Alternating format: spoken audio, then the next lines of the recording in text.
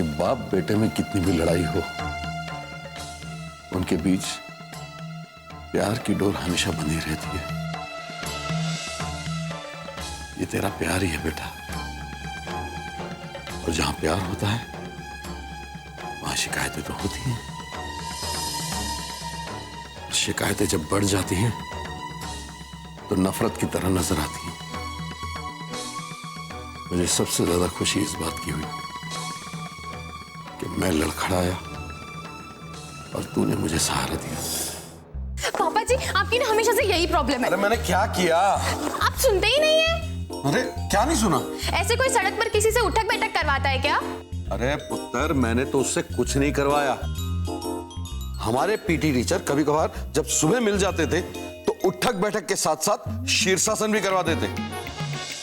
अरे एक बार तो ऐसी जगह शीर्षासन लगवा दिया था मेरा कि मेरी गर्दन टूटते टूटते बची है। अच्छा, तो आपके पीटी टीचर ने आपके साथ जो किया उसका बदला आप निशान से लेंगे? अजीब पागल है तू। पर मैं उससे कोई बदला थोड़ी ना ले रहा हूं। मैंने जो भी किया उसके भले के लिए किया। ओ भलाई। पापा जी, ये जो आपकी भलाई है ना, ये आप अपने पास ही रखिए। मम्मी जी, आप पापा जी को समझा दीजिए कि निशान को अगर ये ऐसे ही तंग करते रहेंगे ना तो वो मुझसे मिलना जुलना बंद कर देगा।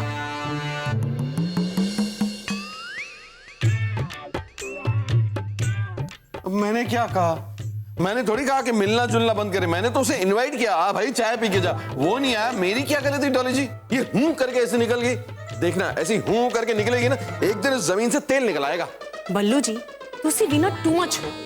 आपने तो निशांत को खिलौना समझ लिया है, आप उसके पीछे ही पड़ जाते हैं। पैम तो ठीक ही कह रही थी, आप उससे उठक बैठक करवाएंगे तो वो यहाँ क्यों आएगा? मैं रोज थोड़ी उठक बैठक करवाता हूँ उसे। कमाल की बातें कर रही हो तुम। पापा जी, हाँ? आपकी वॉक कैसी रही? अरे एकदम बढ़िया पुत्र। आज पहला दिन था मेरा, पर इतना दौड़ा हूं, जोड़ लो तो कम से कम 20 किलोमीटर होगा। 20 किलोमीटर? हाँ पापा जी। क्यों झूठ बोल रहे हो बल्लू जी? 20 किलोमीटर नहीं, 2 किलोमीटर चले होंगे। और ये जो आज कर रहे थे ना, इसे वॉक नहीं रेंगना कहते हैं। ये चल नहीं रहे थे, टाइम पास कर रहे थे। पहले ही चक्कर में थक कर बैठ गए, कहने लगे यहाँ दर्द हो रहा है, यहाँ दर्द हो रहा है, मुझसे चला नहीं जा रहा है। खैर, आज पहला दिन था इसलिए इनको जाने दिया, लेकिन कल से इनकी कोई बहानेबाजी नहीं चलने वाली, बता देती हूँ। मॉम, आपको डैड के साथ जो कुछ भी करना है ना, कल ही कीजिएगा। अगर आज आपने इन्हें डरा दिया ना तो कल ही उठने में नाटक करेंगे, देख लेना। उठेंगे कैसे? नहीं उठेंगे तो सुबह सुबह पानी से नहला दूंगी इन्हें। पापा जी, मम्मी जी के इरादे बहुत खतरनाक लग रहे हैं। अब आपको उनसे बचने का कोई रास्ता नहीं है। तुम लोग खामखा मेरे पे शक कर रहे हो। हर आदमी का दिन होता है। तेंदुलकर भी रोज तो सेंचुरी नहीं मारता होगा ना, इसका मतलब ये थोड़ी वो खराब खिलाड़ी है। आज मेरा दिन नहीं था, सो व्हाट। लेकिन देखना, एक दिन मेरा दिन जरूर आएगा। 10 मिनट में 20 किलोमीटर दौड़ के दिखाऊंगा मैं। डैड, अब ये कुछ ज्यादा ही हो गया। अच्छा, आप लोग बातें कीजिए, मैं चलता हूँ। कहाँ जा रहे हो? मेरी एक मीटिंग है। Bye bye. आशीर्वाद दीजिए dad. Good luck. Dolly ji, पैर बहुत दुख रहे हैं डॉली जी। एक काम करें डॉली जी, हम लोग अल्टरनेट डेज पे वॉक करने चले तो कैसा रहेगा? हाँ ठीक है बल्लू जी, एक दिन वॉक करने जाएंगे और दूसरे दिन वॉक नहीं करेंगे, रनिंग करेंगे। मतलब एक तरफ कुआं एक तरफ खाई। ठीक है डॉली जी, मंजूर है, वॉक करना चाहिए। लेकिन रोज चलना पड़ेगा। मंजूर है, मंजूर है। अभी लाई। कभी कभी भी कोई बच्चों की तरह बात करते हैं पापा जी। मम्मी पापा कैसे हैं? और सब ठीक है वहाँ? और शिखर? मम्मी मैं आपको कॉल करती हूँ। हाँ। आस्था, कहाँ थी तुम सुबह से? तुम्हें देखा ही नहीं। तुम सामने ना ही आओ तो अच्छा है ना आयशा, क्योंकि जब तुम सामने आती हो तो अच्छे भले मूड का सत्यानाश हो जाता है। ऐसा लगता है कि दुनिया में अच्छा ही बची ही नहीं है। अच्छा मैं इतनी बुरी हूँ? बेकार की बातें बंद करो और काम बताओ। वाह, तुम बड़ी समझदार हो, मेरे बोलने से पहले ही समझ गई। तुमने बहुत कोशिश की ना रुद्र को मेरे खिलाफ भड़काने की, पर क्या हुआ? सब बेकार। रुद्र ने तुम्हारी सारी दलीलें खारिज कर दी। तुम चाहे कितना भी भड़का लो रुद्र को, वो तुम्हारी नहीं सुनेगा, क्योंकि वो मुझसे प्यार करता है। मैं जानती हूँ वो तुमसे प्यार करते, पर तुम उनसे प्यार नहीं करते। क्यों एक अच्छे इंसान के साथ खेल रही हो नायशा? रुद्र का इस्तेमाल करना बंद कर दो नायशा, वरना जिस दिन रुद्र की आंखें खुली उस दिन तुम्हारा वो हश्र होगा कि तुम्हारी रूह कांप जाएगी। रुद्र की आंखें तो पहले से ही खुली हुई है आस्था। तुम उसे जितना अच्छा समझती हो ना, उतना अच्छा वो है नहीं।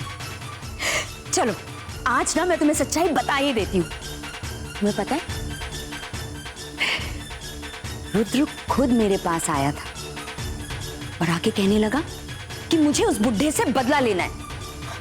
बुढ़ा मतलब कि ससुर जी। फिर रुद्र मेरे आगे गिड़गिड़ाने लगा, हाथ पैर जोड़ने लगा और बोलने लगा कि ये पूरा काम मैं अकेले नहीं कर सकता, मुझे तुम्हारी मदद चाहिए। अब उसने इतनी रिक्वेस्ट की ना कि मैं उसे मना ही नहीं कर पाई और उसके साथ यहाँ आ गई। मैं तुम्हारे रग रग से वाकिफ हूँ नायशा। तुम बाप बेटे में लड़ाई करवा के उसका फायदा उठाना चाहती हो। नहीं आस्था, मुझे बाप बेटे की लड़ाई में कोई इंटरेस्ट नहीं है। वो रुद्र का मामला है। मैंने रुद्र को कभी नहीं कहा कि जाओ जाके ससुर जी से लड़ो। अगर वो लड़ना चाहता है तो लड़े, मैं उसे रोक नहीं सकती। मैं यहाँ बाप बेटे को लड़ाने नहीं आई हूँ आस्था। मेरे यहाँ आने का मकसद है तुम और करण। मैं तुम्हारी और करण की खुशियों का नामो निशान मिटा देना चाहती हूँ।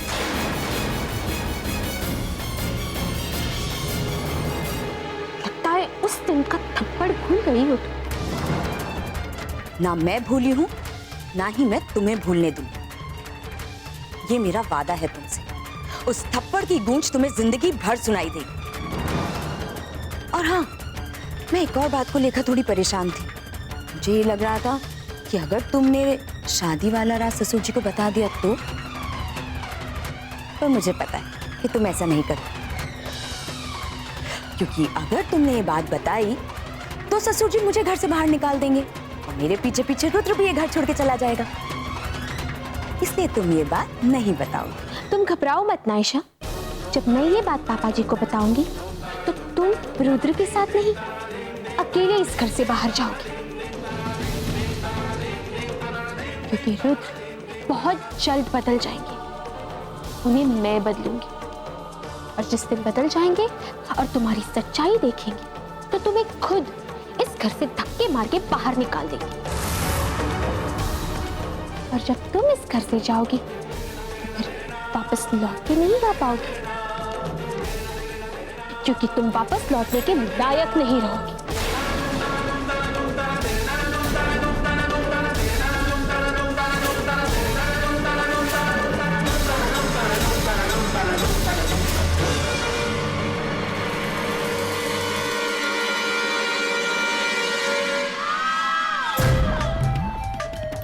मेरा नाम नायशा है और मैं जिसके पीछे पड़ जाती हूं ना, उसका विनाश करके ही दम लेती हूं।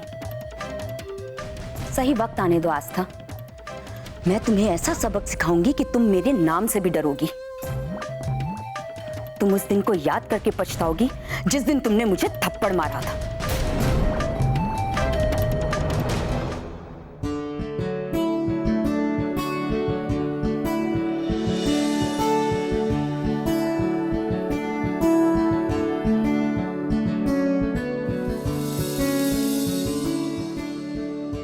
क्या हुआ? तुम यहाँ कैसे? तुम तो कह रही थी मुझसे बात ही नहीं करोगी। हाँ, सोचा तो था, लेकिन अब मैं अपने वीर जी से ज्यादा दिन तक नाराज भी तो नहीं रह सकती ना। अब आपको उस नायशा में कोई खराबी नहीं नजर आती तो इसमें मैं क्या कर सकती हूँ? पैम, तुमने फिर से बकवास शुरू कर दी। जाओ यहाँ से। वीर जी, मैं तो यही चाहती थी कि आप खड़े हो जाओ। मतलब? मतलब कुछ नहीं।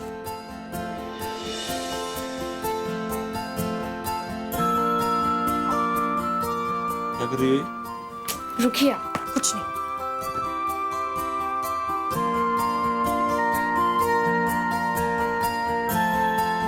अरे पैम क्या कर रही है ये?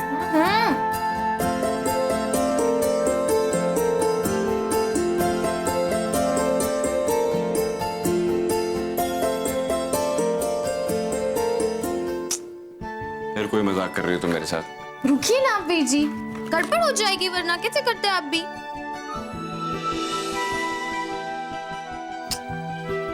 पैम क्या मजाक कर रही हो?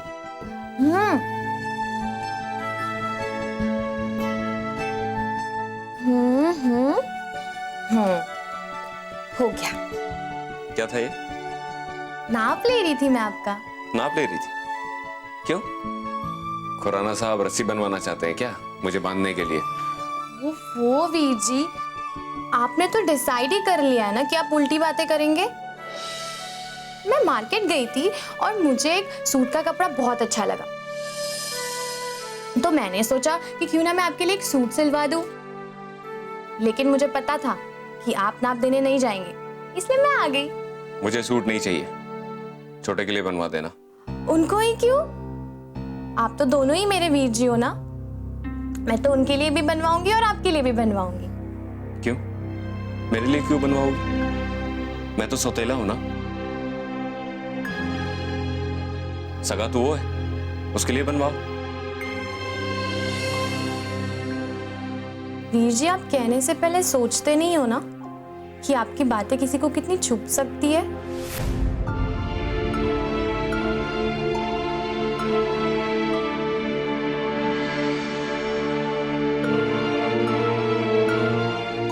अच्छा, सॉरी पैम। It's okay. वैसे वीर जी, आपने कहाँ तक पढ़ाई की है? क्यों? बस ऐसे ही पूछ रही थी, बताइए ना। 10वीं तक। सिर्फ 10वीं तक? क्यों? वो मैं 10वीं में फेल हो गया था तो पढ़ाई से मन उठ गया। वीर जी, ये तो गलत बात है ना। पढ़ाई करना तो बहुत जरूरी है। मुझे भी पढ़ाई करने का मन नहीं करता था, लेकिन मैंने तो अपनी पढ़ाई ऐसे ही पूरी कर दी। आपको पता है एक दिन मैथ्स के क्लास में क्या हुआ था? मुझे टीचर ने एक सम दिया था सॉल्व करने के लिए। उन्होंने मुझे कहा कि बोर्ड पे आके सॉल्व करो, लेकिन मैं कर ही नहीं पाई। मैं तो तभी कर पाती ना अगर मेरा ध्यान होता, लेकिन मेरा तो ध्यान ही नहीं था। टीचर ने मुझे बहुत चिल्लाया और पता है बेंच पे भी खड़ा कर दिया। सब लोग मेरा मजाक बना रहे थे। उस दिन मैं बहुत रोई थी। मैंने उसी दिन डिसाइड कर लिया था कि अब मैं पढ़ाई नहीं करूंगी, मैं पढ़ाई छोड़ दूंगी। अगर मम्मी जी पापा जी जबरदस्ती करेंगे तो मैं घर छोड़ के भाग जाऊंगी। लेकिन 2-3 दिन बाद मेरा मूड ठीक हो गया और मैंने पढ़ाई करना वापस स्टार्ट कर दिया। हो गई तुम्हारी कहानी खत्म? तो जाओ यहाँ से। ये क्या वीर जी, मैं आपको अपनी इतनी इमोशनल कहानी बता रही थी और आप मुझे भगा रहे हैं। कोई बात नहीं, वैसे भी मुझे टेलर के पास जाना है मेजरमेंट देने के लिए। बाय।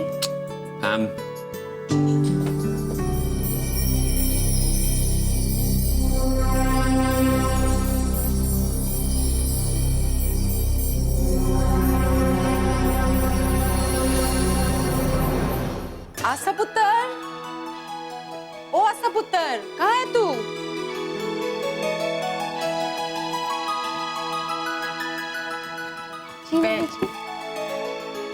ये ले लड्डू। लड्डू किस लिए? पुत्र, ये तेरे और तेरे होने वाले बच्चे के लिए। पता है, जब करण मेरी कोख में था तब मेरी सास ने भी मुझे यही लड्डू खिलाया था। अच्छा,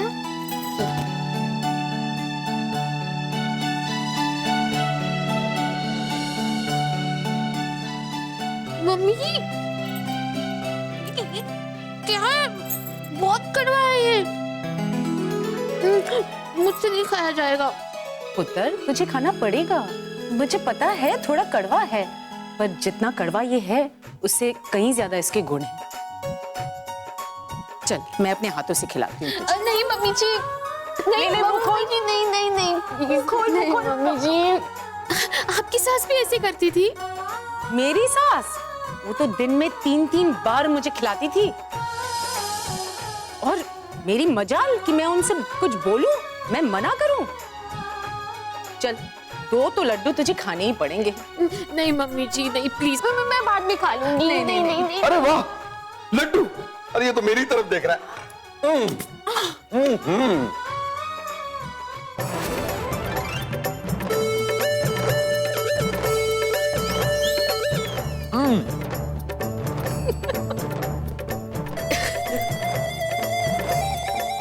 ये तो करेले की मिठाई है। ये डॉली जी लड्डू है या एटम बम? मुंह में जाता ही फट गया। जीभ की तो याददाश्त भी चली गई, उसे समझ में ही नहीं आ रहा जीभ है या कुछ और। हाय हाय हाय हाय हाय। खाइए खाइए और अब हाय हाय करने से कुछ नहीं होगा। अब ऐसे चोरी करके खाएंगे तो ऐसे ही होने वाला है ना। ये लड्डू आस्था के लिए था, कुछ भी बिना सोचे समझे ऐसे ही गप करके खा लिया आपने। पूछ लिया होता। डॉली जी गलती इंसान से ही होती है। वैसे इतने कड़वे लड्डू तो दुश्मन को खिलाए जाने चाहिए, आप आस्था को क्यों खिला रही हैं? बल्लू जी तुसी भी ना कुछ भी बोलते हैं। ये आस्था और उसके होने वाले बच्चे के लिए था। हाँ फिर सही है, फिर सही है। खैर अगर बच्चे के लिए तो मैं भी तो खा सकता हूँ। बल्लू जी आप क्यों खाएंगे, आप बच्चे थोड़ी ना हैं। ये बात आपने सही कही डॉली जी। अब तो बस इंतजार नहीं हो रहा, ऐसा लगता है कब वो नन्ना मुन्ना आए और मैं उसके साथ खेलूं। आप तो रहने ही दीजिए बल्लू जी। आपको याद नहीं जब करण हुआ था तो आपकी क्या हालत हुई थी? पता है आस्था पुत्र, ये जब कहीं बाहर जाने के लिए तैयार होते थे ना, तो करण तो जिद पकड़ लेता था कि इनकी गोदी में बैठना है, और ये करण से भागते थे कि कहीं सुसु ना कर दे, इनके कपड़े ना खराब हो जाए। और तो और ये कहते थे कि मेरा बेटा कहीं गूंगा तो नहीं है, वो बोलना तो सीख जाएगा। और क्या कह रहे थे आप कि हाँ मेरा बच्चा जल्दी बड़ा क्यों नहीं हो रहा है। हर बात पे टेंशन लेते थे ये। डॉली जी डॉली जी डॉली जी, फर्स्ट टाइम सबके साथ ऐसा होता है। आपको क्या लगता है करण के साथ नहीं होगा ऐसा? और जब पैम हुई थी तब क्या हुआ था? तब भी तो आपकी हालत ऐसी ही थी। उसके पीछे ही पड़े रहते थे आप कि सुंदर तो है ना, कहीं नाटी तो नहीं होगी। खैर ये सब जाने दीजिए। आस्था पुत्र अब तू मां बनने वाली है, और मैं नहीं चाहती कि किसी भी बात को लेकर तेरे मन में कोई भी वहम पले। जब आप दोनों का आशीर्वाद मेरे साथ है तो मैं क्यों घबराने लगी? और अगर मैंने कोई गलती की भी तो आप दोनों हैं ना उसे ठीक करने के लिए। ना पुत्र जी, हमको अच्छी तरह से पता है आपसे कोई गलती नहीं होने वाली। अरे आप तो लाखों में एक हो। बस ऐसा मन कर रहा है कि जल्दी जल्दी वो नन्ना मुन्ना आ जाए। उस नन्हे मुन्ने को तो ये पता नहीं ना कि दादाजी को इतनी जल्दी है। अब वो तो आएगा अपने टाइम पे ही ना। चलो लड्डू खाओ। चल बेटा, चल चल चल चल चल चल आ जा चल चल चल चल चल आ पूरा पूरा खाना पड़ेगा। हाँ जैसे मैंने कहा।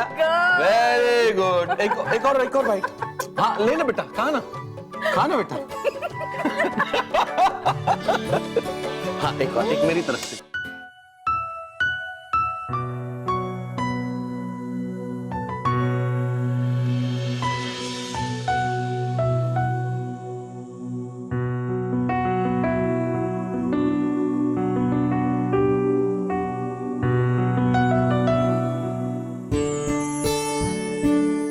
आप कब आए? मैं तो बस अभी आया। मुझे पता ही नहीं चला। जानती हो आस्था, आज मैं बहुत अच्छा फील कर रहा हूँ। बहुत रोमांटिक सा लग रहा है। ये हल्का हल्का समा, ये धीमी धीमी सी रोशनी, ऐसा लग रहा है कि जैसे सब चीजें मिलके एक लय में चल रहे हैं, सब चीजें मिलके मेरे सुर से सुर मिला के एक गीत गा रही हूँ। आज सच में मैं बहुत रोमांटिक फील कर रहा हूँ। लेकिन मुझे तो कुछ गड़बड़ लग रही है। आप उस रोजा सेक्रेटरी से मिलके आ रहे हैं ना? लगता है कुछ ज्यादा ही पसंद आ गई आपको। अरे वो तो है ही अच्छी, लेकिन मेरा मूड उसकी वजह से नहीं, किसी और वजह से अच्छा है। क्यों, कोई और लड़की मिल गई? बताइए बताइए, जरा मैं भी तो जानूं कि आपकी ये रोमांटिक फील की वजह कौन है? आस्था, मूड अच्छा होने की वजह हमेशा लड़कियां नहीं होती। मेरी प्रोड्यूसर से मीटिंग थी और उसे मेरी धुनें बहुत पसंद आई। अब उसकी अगली फिल्म में मैं म्यूजिक कंपोज कर रहा हूँ। वाह करण, देखा, मैंने कहा था ना, इंसान को कभी हार नहीं माननी चाहिए।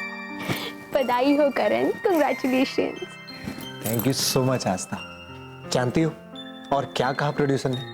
क्या? वो कह रहा था कि करण सर, आप ना हमारी फिल्म में हीरो बन जाइए, म्यूजिक के साथ साथ आप एक्टिंग भी करिए। आप इतने गुड लुकिंग है, इतने हैंडसम है, और आपके बोलने का स्टाइल कितना अच्छा है। आप हमारी हीरो कैटेगरी में एकदम फिट है। अच्छा, और क्या कहा प्रोड्यूसर ने? कहने लगा, करण जी, आप ना मेरी इस ऑफर को सीरियसली कंसीडर करिए। अगर आप मेरी फिल्म में हीरो बन गए ना, तो हमारी फिल्म इतना धूम मचाएगी कि अब तक के सारे रिकॉर्ड्स टूट जाएंगे। हमारी फिल्म इतना चलेगी कि हर सिनेमा हॉल, हर मल्टीप्लेक्स में सिर्फ हमारी ही फिल्म चलेगी। किसी और को मौका ही नहीं मिलेगा अपनी फिल्म रिलीज करने के लिए। बस करण बस, समझ गई मैं। अच्छा, तुम्हें डाउट हो रहा है? बाहर वाले लोग मेरी एक्टिंग के दीवाने हैं और इस घर में किसी को मेरी कोई वक्त ही नहीं है।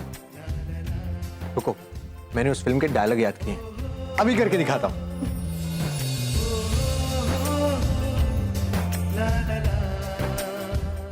तुम्हारा जुगनू तुम्हारे प्यार में एक दिन चलते चलते खत्म हो जाएगा, लेकिन कभी वापस नहीं आएगा। मैं हमेशा के लिए जा रहा हूं आरती। अब तुम्हारा जुगनू कभी नहीं लौटेगा, लेकिन कभी अगर तुम्हें मेरी याद आए ना, तो कुछ आंसू बहा लेना। मुझे लगेगा कि मेरे जख्मों पे किसी ने मलहम लगा दिया।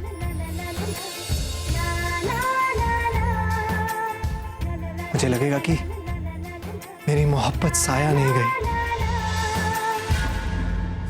इस तरह की हरकतें तुम्हारी बीवी करती है, मैं नहीं। हाँ, सच्चाई का सर्टिफिकेट लेके तो पैदा तू हुआ है ना।